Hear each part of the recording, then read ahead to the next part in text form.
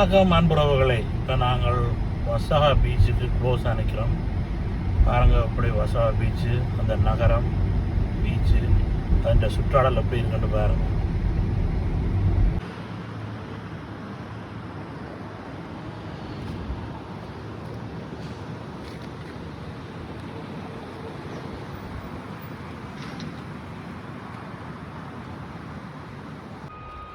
பாருங்க, இதில் படுத்திருக்கணும்.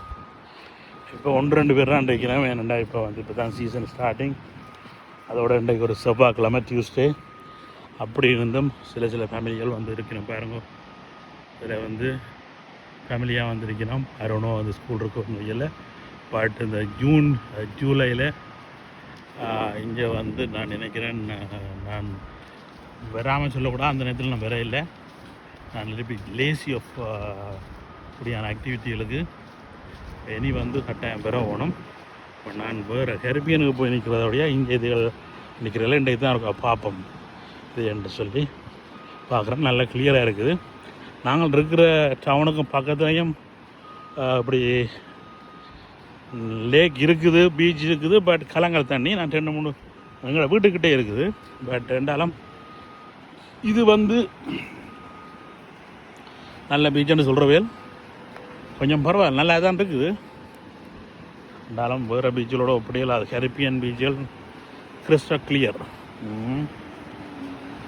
பட் இங்கே வேறு அதில் படுத்திருக்கணும்.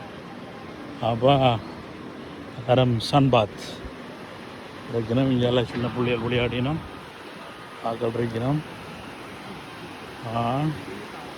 சன்பாத் இருக்கணும், சன்பாத்.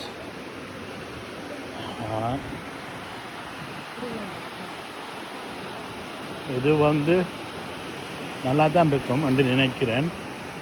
ஏன் தண்ணி குளிரும்.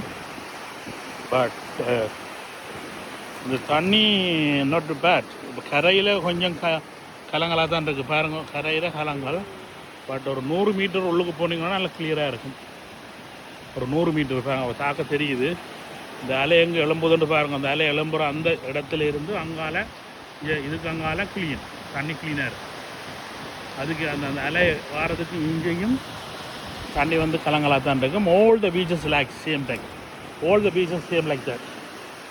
Right? The Caribbean ocean beaches not like that. But அந்த நன்னீர் லேக் கனடாவில் எல்லாம் இந்த கரை ஓரங்களில் ஒரு கொஞ்சம் மங்களாயும் கலங்களாயும் இருக்கும். மற்றபடி நாட் பேட்.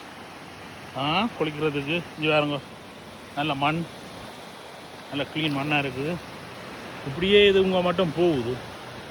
அங்கால பாருங்க, ஒரு மலை தொடர் மாதிரி இருக்குல்லோ, இதுதான் மேற்கு தொடர்ச்சி மலை என்றது அப்படின்னு சொல்லி அங்கே நம்பாதீங்க. இது blue mountain.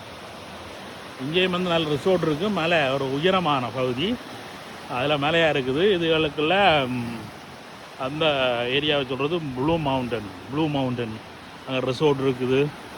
Volt season resort, old season, all the activities எல்லாம் அங்கே இருக்குது. அப்போ அது இங்கே இருந்து ஒரு 45 மினிட்ஸ் 2 பேர் ஆவரேஜ் அந்த ப்ளூ மவுண்டன் ரிசோர்ட். இந்த ஏரியா ஆல்சோ, இந்த ஏரியா வசாகா பீச், ப்ளூ மவுண்டன், இந்த ஏரியாலாம் ஒரு ஃபன் ஏரியா, அதாவது tourist area. All the season, winter, summer, எல்லா நேரமும் இருக்கும். ஒரு ஓல்ட் சீசன் ரிசோர்ட்டை ஓல்ட் சீசன் ஃபன்னாக இருக்கும். பாருங்கள், இப்போவும் அங்கேயும் பாருங்கள், அங்கே மட்டும் இருக்கணும் வாக்கள். அங்கே மட்டும் பாருங்கள், இங்கேயும் வாக்கள் நிற்கணும். இன்றைக்கு May 26. அங்கே பாருங்க, அது பீச் ஏரியா 3 இருக்கணும். 3 அங்கே அதுலேயும் வாக்கள். பட் ஸ்டில் கன்ஸ்ட்ரக்ஷன் போய்கொண்டிருக்கு, வேலைகள் இங்கே நடந்துருக்குது.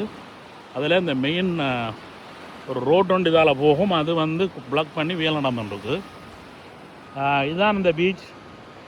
இங்கே பாருங்கோ. நீங்கள் புதுசாக கனடாவுக்கு வந்தாக்கள், இல்லாட்டிக்கு வசாகா பீச் வராதாக்கள், நீங்கள் டொரண்டோலேருந்து ஹைவே 400 எடுத்து பெரியில் நீங்கள் பேஃபீல்ட் இல்லாட்டி அதுக்கு முதல்ல உள்ள டன்லப் என்ற எக்ஸிட் எடுத்துகிட்டு நீங்கள் பேஃபீல்ட் எடுத்து ஹைவே 26 எடுத்து வசாகா பீச்சுக்கு வரலாம். இல்லையோ டன்லப் எடுத்து ஆங்கஸ் ஊடாக ஹைவே 10 எடுத்து இங்கே நேரே வசாகா பீச் எடுத்து வசாகா பீச்சுக்கு நீங்கள் வரலாம்.